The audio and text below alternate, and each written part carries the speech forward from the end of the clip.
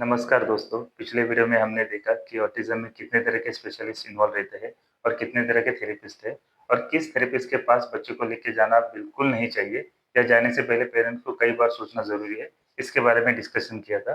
अब दोस्तों इस वीडियो में हम बात करेंगे कि वो ऐसी कौन-सी स्पेशलिटी है, जिनके पास अगर बच्चे को किसी तरह का अर्ली स्टेज में सिम्पटम्स दिखे, रेड फ्लैग्स दिखे ऑटिज़्म या एडीएचडी के या फिर ऑन पेपर ऑटिज़्म या एडीएचडी दिए, तो वहाँ पे लेके जाना बहुत ज़रूरी है। और वो क्यों ज़रूरी है, उस स्पेशलिस्ट के क्राइटेरिया क्या-क्या रहेंगे, ये सारी चीज़ें हम लोग इस वीडियो में डिस्कशन करेंगे। देखिए दोस्तों, पिछले वीडियो में मैंने कई सारे स्पेशलिस्ट का नाम लिया था, लेकिन मैंने इसमें आयुर्वेदिक एंड होम्योपैथिक का डिस्कशन नहीं किया था दोस्तों, क्योंकि ये इसका एक मैं अलग से टॉपिक बनाऊँगा। क्या सच में एडीएचडी एंड ऑटिज़्म बच्चों में ये दवाइयाँ काम करती है या नहीं, वो इसके एक अलग से वीडियो बनाऊँगा। अब दोस्तों, अब बात करते हैं कि हम जो स्पेशलिटी की बात कर रहे हैं कि उसमें क्या क्राइटेरिया हम लोग रखेंगे कि वहाँ पे हम बच्चे के लिए थेरेपी क्यों लेके जाएँगे। जी दोस्तों, जिस स्पेशलिटी की मैं बात कर रहा हूँ, उसे थेरेपिस्ट ही कहा जाता है, लेकिन उसे प्रॉपर डॉक्टर भी कहा जाता है।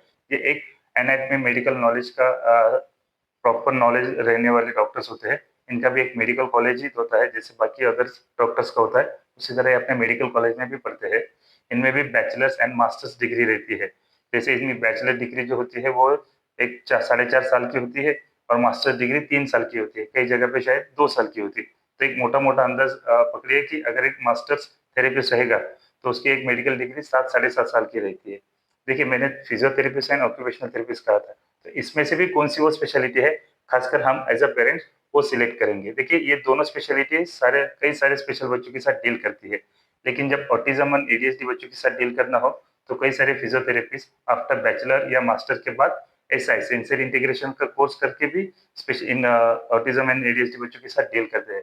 लेकिन एज़ अ पेरेंट्स हम कोशिश करेंगे कि एक बेहतरीन से बेहतरीन थेरेपिस्ट हमारे बच्चों के लिए ढूँढें। तो हमारा सबसे पहले क्राइटेरिया रहेगा कि हम एक ऑक्यूपेशनल थेरेपिस्ट को ढूँढे जिसकी एक मास्टर डिग्री कंप्लीट हो, एक एमओटीएच जो डिग्री है वो कंप्लीट हो। ये हमारा फर्स्ट क्राइटेरिया होगा। सेकंड क्राइटेरिया ये होगा कि उसका मिनिमम एक्सपीरियंस 8 से 10 साल का हो। जी हाँ, मैं बार-बार यही बोल रहा हूँ कि ऑटिज़्म से डील करना इतना आसान नहीं रहता। उसके लिए भी एक कई कई सालों के एक्सपर्टीज़ के साथ एक्सपीरियंस भी होना ज़रूरी है। तो हमारे 2 क्राइटेरिया कंप्लीट हो गए। अब हमारा एक तीसरा सबसे अहम क्राइटेरिया ये रहेगा कि हम असेसमेंट के लिए जिस डॉक्टर के पास जा रहे हैं या बच्चे की थेरेपी के लिए भी जिसके पास जा रहे हैं, तो हमारे बच्चे की जो थेरेपी है, सिर्फ़ वही डॉक्टर्स के हाथों में रहे, किसी अदर हाथों में ना रहे। कई बार आपने सुना भी होगा किसी स्पेशल बच्चों से पेरेंट्स से कि वो थेरेपी के लिए जाते हैं किसी डॉक्टर का नाम लेके, लेकिन असेसमेंट के बाद उनका बच्चा किसी और के हाथ में रहता है और उन्हें पता भी नहीं चलता कि किसके हाथ में है और क्या चल रहा है। तो ये भी बहुत ज़रूरी रहता है दोस्तों कि हमारा बच्चा किसके हाथ में है, उसका स्पेशलिटी क्या है, उसका एजुकेशनल क्वालिफ़िकेशन क्या है, उसका एक्सपीरियंस क्या है, ये सारी चीज़ें मायने रखती है। तो ये हमारे 3 क्राइटेरिया कंप्लीट हो गए। अब हमारा चौथा सबसे अहम क्राइटेरिया ये रहेगा कि एज़ अ पेरेंट हमें हर सेशन में इन्वॉल्व किया जाए। देखिए, ये भी बहुत ज़रूरी है कि जब भी किसी बच्चे की थेरेपी चलती है, तो पेरेंट्स को बाहर बिठाना नहीं चाहिए, तो सेशन में इन्वॉल्व करना चाहिए। किस तरह के टास्क लिए जा रहे हैं या एक्टिविटी की जा रही है, तो उसके पीछे का रीज़न क्या है, ये क्यों किया जा रहा है, ये सारी चीज़ें जानना पेरेंट्स के लिए बहुत ज़रूरी है। तभी तो वो अपने बच्चे का होम प्रोग्राम प्रॉपरली कर सकते हैं। अगर एक थेरेपिस्ट एक अच्छे से होम प्रोग्राम पेरेंट्स को देता है, तो पेरेंट्स भी वो होम प्रोग्राम बहुत बढ़िया कर सकते हैं और बच्चे को इस मुसीबत से जल्द निकाल सकते हैं। तो एज़ अ पेरेंट्स हमारे 4 क्राइटेरिया है जो इसमें फुलफिल होते हैं। एक MOTH master in occupational therapist, second minimum 8 से 10 साल का एक्सपीरियंस हो, थर्ड कि बाबा जिसके हाथ में बच्चा है सिर्फ़ उसी के हाथ में सेशन चले। हाँ, कई बार ये भी होता है दोस्तों कि एक एक्सपीरियंस जो थेरेपिस्ट होता है, तो कई बार वो हर बार खुद सेशन नहीं लेता, तो किसी अपने जूनियर यानी जूनियर थेरेपिस्ट या किसी अदर के हाथ में देता है, लेकिन वो वहाँ पे इन्वॉल्व होता है। यानी कि वो वहीं पे खड़े रहते हैं और क्या चल रहा है, क्या नहीं, वो सारी चीज़ें देखते हैं। अगर ये भी होता है तो ठीक है, ये हमारी सेकंड प्रायोरिटी रहेगी। और चौथा, हमारा हर सेशन में पेरेंट्स इन्वॉल्व हों। ये 4 क्राइटेरिया हो गए दोस्तों। अब इसके साथ और भी कुछ ऐसे चीज़ें हैं जो एज़ अ पेरेंट हमारे लिए जानना बहुत ज़रूरी है कि पापा हमारा बच्चा तो चलो ठीक है, हमारा जो एक्सपेक्टेशन था, जो थेरेपिस्ट था वो हमें मिल गया, हम उसके हाथ में दे दिए। अब उससे आगे क्या है? क्या ऐसी चीज़ें हैं जो हमें एक्सपेक्ट करनी चाहिए एज़ अ पेरेंट? थेरेपिस्ट का इन्वॉल्वमेंट कितना है? हमारा इन्वॉल्वमेंट कितना है? इसमें भी थोड़ा-सा शॉर्ट में समझने की कोशिश करते हैं देखिए। देखिए, हमारे क्राइटेरिया के अनुसार हमें जैसा चाहिए एक स्पेशलिस्ट मिल गया, लेकिन कई बार कुछ पेरेंट्स कन्फ्यूज़ होते हैं, खासकर वो जब जिनका बच्चा पहली बार थेरेपी के लिए जा रहा है या एक सही एक्सपर्ट के हाथ में जा रहा है, तो वो क्या एक्सपेक्टेशन रखे थेरेपिस्ट से? वैसे तो जब असेसमेंट होता है तो वो थेरेपिस्ट सामने से कई सारी चीज़ें क्लियर करता है, लेकिन मैं अपने एंड से कुछ चीज़ें बताना चाहता हूँ कि जो शायद आप पेरेंट्स के लिए बहुत फ़ायदेमंद रहेगी, कि बाबा ऐसी वो कौन-सी चीज़ें हैं कि जिसके ऊपर काम करना बहुत ज़रूरी है। तो सबसे पहले होता है बच्चे का body posture and body tone. शायद इसके बारे में किसी ने आपने सुना भी नहीं होगा कि ये 2 चीज़ क्या होती है। ये 2 चीज़ बहुत मायने रखती है दोस्तों। ये 2 चीज़ों के ऊपर अगर सही तरीके से काम हो, तो बाकी के कई सारे इश्यूज़ बच्चों में नहीं निकल के आते और थेरेपिस्ट को इसकी अहमियत भी पता होती है। कई बार डेवलपमेंटल पीडियाट्रिशियन भी ये चीज़ें बहुत अच्छे से नोटिस करके देता है पेरेंट्स को, लेकिन इसके ऊपर जो काम करना होता है, वो सिर्फ़ थेरेपिस्ट को ही करना पड़ता है।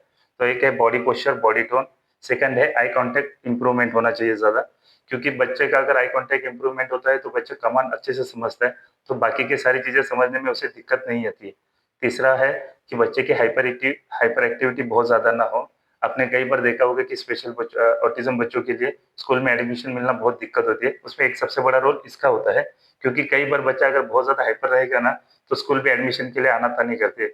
अगर बच्चे की हाइपर एक्टिविटी बहुत लो होती है या फिर कंट्रोल में आती है ना, तो बच्चा अच्छे से सारी चीज़ें समझना, बोलना वगैरह सब जल्दी कर लेता है। ये हमारी 3 चीज़ें बहुत ज़रूरी होती है।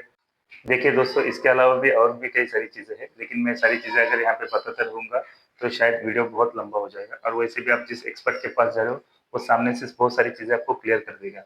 और एक बहुत ज़रूरी बात है दोस्तों, मैंने जब कई सारे पेरेंट्स से बात किया था, तो मुझे पता चला कि उनका बच्चा जब अर्ली स्टेज पे ऑटिज़्म डिटेक्ट हुआ था, तो कई बार उन्हें ऑक्यूपेशनल थेरेपिस्ट के साथ स्पीच थेरेपी, ये दोनों चीज़ें एक साथ रिकमेंडेड किया था।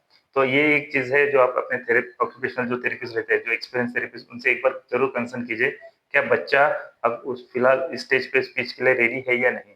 क्योंकि दोनों थेरेपी एक साथ देना जब पेरेंट्स के लिए बहुत ज़्यादा फाइनेंशियली बर्डन वाला चीज़ होता है और कई बच्चे ऐसे होते हैं कि जिन्हें स्पीच की ज़रूरत नहीं होती है, फिर भी उन्हें स्पीच दिया जाता है, तो उसका एक नेगेटिव इम्पैक्ट भी होता है। तो ये भी सारी चीज़ें आप अपने थेरेपिस्ट से क्लियर कर दीजिए, उनसे ये पूछिए ज़रूर कि एक बच्चा स्पीच के लिए रेडी होने के लिए उसमें क्या-क्या चीज़ें होना बहुत ज़रूरी है, तो सारी चीज़ें आपको क्लियर कर देगा। देखिए, मैं मानता हूँ कि मैंने अभी जो एज़ अ पेरेंट्स के तौर पे कुछ क्राइटेरिया कहा था कि एक एमओटीएच चाहिए, मिनिमम एक्सपीरियंस चाहिए, खुद इन्वॉल्व होना चाहिए। तो ये सारी चीज़ें जिस एक्सपर्ट्स के पास है, इस तरह के एक्सपर्ट्स हमारे देश में बहुत कम हैं और ये खासकर सारी एक्सपर्ट्स बड़े सिटीज़ में ही है, छोटे सिटीज़ में इसका मिलना तकरीबन थोड़ा मुश्किल ही है। लेकिन दोस्तों, किसी कमज़ोर के हाथ में देने से अच्छा है कि किसी सही एक्सपर्ट के हाथ में देना बहुत ज़रूरी है। यही एक वजह है कि हमारे देश में कई सारे बच्चे हैं कि जो सही ट्रैक पे थेरेपी में कभी अर्ली स्टेज पे गए नहीं हैं और जिसका काफ़ी बड़ा खामियाज़ा पेरेंट्स को भुगतना पड़ा है। आप चाहे तो किसी भी पेरेंट्स से जिन्होंने लंबी-चौड़ी थेरेपी ली है बच्चों को, उस पेरेंट्स से एक बार जाके बात कीजिएगा कि उन्होंने कभी थेरेपिस्ट का बैकग्राउंड देखा है, उसका क्वालिफ़िकेशन, एक्सपीरियंस कभी देखा है, तो शायद आपको कई सारे सवालों के जवाब मिल जाएँगे। अगर मान लीजिए कि आपको एक एमओटीएच वाला एक्सपीरियंस थेरेपिस्ट आपके आस-पास या एरिया में नहीं मिलता है, तो कोशिश कीजिए बैचलर के पास जाने के लिए, जो बीओटीएच रहेगा और उसका एक एक्सपीरियंस अच्छा खासा हो, क्योंकि एक्सपीरियंस एंड एक्सपर्टीज़ इस चीज़ के लिए बहुत मायने रखती है। अगर आप फाइनेंशियली थोड़ा कुछ कुछ चीज़ें आप अफ़ोर्ड कर सकते हो, थोड़ा दूर ट्रैवल कर सकते हो, और वहाँ पे अगर वो एक्सपर्टीज़ है, तो वहाँ पे जाइए, उनसे वो थेरेपीज़ वगैरह लीजिए। अगर आप फाइनेंशियली वीक हो और आपका बच्चा ऑलरेडी कई सारी गलत जगह पे जाके आया है थेरेपी के लिए, तो आप आपके लिए भी एक अलग सॉल्यूशन है कि आप एक ऐसे एक्सपर्ट्स को ढूँढिए, उनसे म 1-1 महीने का 15-15 दिन का होम प्रोग्राम लीजिए। देखिए, रेगुलर थेरेपी लगती है कुछ बच्चों के लिए, लेकिन अगर आपके पास फाइनेंशियल इश्यूज़ है, तो आप शायद ये दूसरा एक सॉल्यूशन ले सकते हैं। उनसे होम प्रोग्राम लीजिए और उस तरह से अपने बच्चे की थेरेपी मैनेज कीजिए। लेकिन प्लीज़ किसी गलत हाथों में थेरेपी मत दीजिए और जिसके भी हाथों में दो, सोच समझ के जाँचिए, परखिए, उसका क्वालिफ़िकेशन, एक्सपर्टीज़, ये सारी चीज़ें आपके लिए मायने रखती है, क्योंकि उस वो सारी चीज़ें बच्चे की ज़िंदगी से बिलॉन्ग करती है। अगर 1 या डेढ़ साल की उम्र में अगर बच्चे की थेरेपी गड़बड़ हो गई, तो ये पूरा इम्पैक्ट उसकी पूरी ज़िंदगी पर रहेगा। तो किसी के भी हाथ में देने से पहले बच्चा सोच समझ के दीजिएगा और मैं उम्मीद करता हूँ कि ये वीडियो आपको शायद पसंद आ जाएगा। अगर आपको इसके रिगार्डिंग कुछ भी सवाल है, तो आप कमेंट कर सकते हैं। अगर आपका कोई एक्सपीरियंस है कि बाबा मैंने इस तरह की थेरेपी ली है या फिर मेरे गलत हाथों में गया, तो वो चीज़ें आप शेयर भी कर सकते हैं। अगर ये वीडियो आपको अच्छा लगे, तो please like and subscribe. Thank you.